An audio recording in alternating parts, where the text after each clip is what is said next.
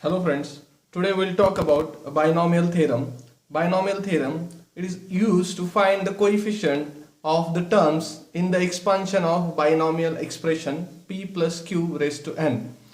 You know this formula, right? Though, let's say if I want to find p plus q raised to 2, which will be equals to, you know that p plus q into p plus q, and then you multiply p, and then we multiply p with q, so you will get p square plus pq, and similarly we will do for q and q, right? So this will be q into p plus q square. You know these two terms are one and the same, so I can write p square plus 2pq plus q square.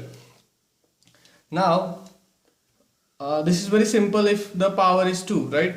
So if the power is 3, then it becomes little bit complicated, because first you have to find p plus q square and then you have to multiply it by p plus q, which you know, right? So this formula is something like pq plus 3p square q plus 3pq square plus q.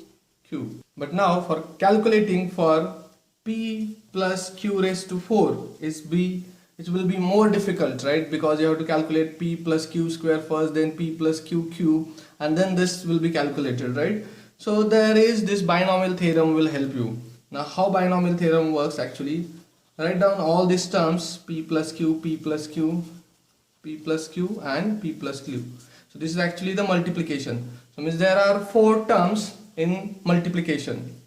Now what we can do is, here also we can think of combinations, right? What combination is, there are 4 choices for us, and in each choice there are again 2 choices. Either I can select p or q, right? In this choice I can select p or q. So you can understand that there are these 4 choices, and out of that 4 choices again I have 2 choices each. So what I will do is, I will say that I will select, let's say, 0 p's. So means out of these 4 terms, how many p's I will select? 0 p's. It means what? How many p's you selected? P raised to 0. And then definitely this is a multiplication, means you have to compulsory select the leftover q's, which gives you q raised to 4. And now I hope you understood this term, and this is, I can say, a binomial coefficient of q raised to 4. So 4c0 is a coefficient of q raised to 4 because p is not present there.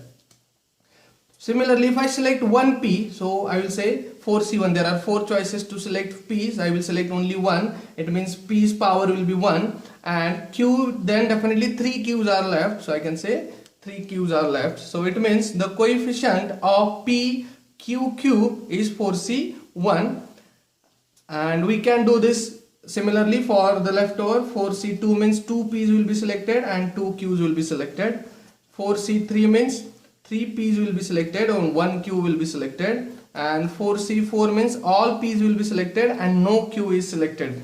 I hope you understood this, and this is nothing but the expansion of p plus q raised to 4. You do it with this method and you cross check whether this and this method matches or not, and you will find that definitely this matches, and this is what a expression or the expansion of the binomial expression. So as we discuss the binomial theorem, you can see this is the actual binomial theorem. If you write it in a formula form, here it is p plus q raised to n, and then you can take the summation of terms from 0 to n, and you can see that p will be selected all the time first time, and then q is not selected, then let's say n minus 1 p's will be selected, and then 1 q will be selected, like this it will. Or similarly you can select q's all the time first, and then p will be neglected at the first, and then next time 1 p will be selected, 2, and the leftover q's will be there. The next time 3 p's will be there or 2 p's will be there, and the leftover will be the q's. That way this binomial theorem can be formulated. Now we'll see the simple question on the binomial theorem. This is a simple question. You can see this. What is the coefficient of p raised to 11 q raised to 12 in the expansion of this expression? So the expression is given and the question is simply asked, what is the coefficient of this term? I hope you can understand the coefficient. If I really want to formulate the coefficient of p, what it means, p will be selected how many times? 11 times. What is n here? Always remember n will be this expression power, so n is 23, and now p I will select 11 times, means definitely how many times q will be selected, leftover times 12 times, because total is 23. And now I can say that if I want to select p 11 times, I want to select p 11 times out of 23, so I can say 23c, I can write here 23c 11 into, right, it shows that out of 23 terms I selected 11 times p, and definitely the leftover terms will be this, and that's why I can say that this is a binomial coefficient, or the coefficient of binomial expression. So this is the answer. Now let's see the question. The question is 1 into nc1 plus 2 into nc2 up to n into ncn is equals to n into 2 raised to n minus 1. This you have to prove. Now I can use a binomial theorem here. What binomial theorem says? First of all, p plus q raised to n is equals to, you can say that nc0 means 0 p's will be selected, and definitely how many q's will be there? N q's will be there, and then nc1 means 1 p will be selected, and then n minus 1 q's will be selected, and this way it will go on.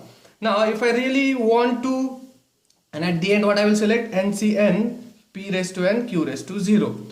If I change or replace p by 1 and q by x, right? So what I will get? This equation left hand side becomes 1 plus x raised to n, which will be equals to 1 plus nc1 into x plus nc2 into x square, and so on, ncn x raised to n.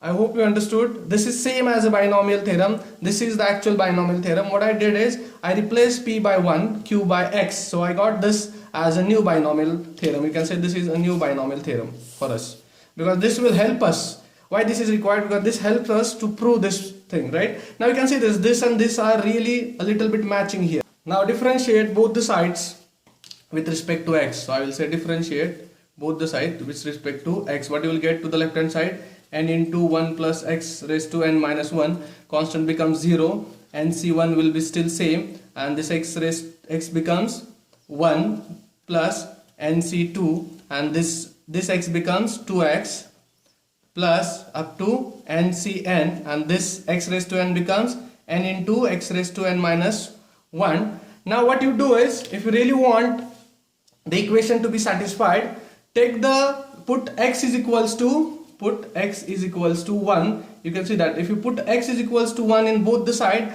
you will get the right hand side which is required. The right hand side which we want is n into 2 raised to n minus 1. Just put x is equals to 1 and our motive will be solved. So let's put x is equals to 1, then let's swap the sides also. I will take this as the left hand side now. So this become nc1 plus nc2, 2, right? So this is 2 plus, similarly we will go and then put x is equals to 1. 1 raised to anything is always 1, so it will become n into ncn, which is equals to, now this n is still there, x will be changed with 1, so this becomes 2 raised to n minus 1. Hence I can say that LHS is equals to RHS, and hence proved using binomial theorem. Now let's see the question. The question is, for any natural number n, show that this expression or this given equation is a multiple of 361. So now you can see this 21 raised to n minus 2 raised to n minus 19n into 2 raised to n minus 1 is a multiple of 361. Here one thing is, we can systematically use binomial theorem provided we can be able to establish a relationship between 21 and 361. You can see that I can definitely able to evaluate or make a relation between these two. What is 21 raised, I can say 21 raised to n is equals to nothing but 2 plus 19 raised to n. Why 19 is correlated with 21 here? Because 19 square, you can see that is 361. So that way it will be much easier. Try to understand. Then only we can be able to get a binomial expression form, right? So this is a binomial expression. Now using binomial theorem, I can evaluate this.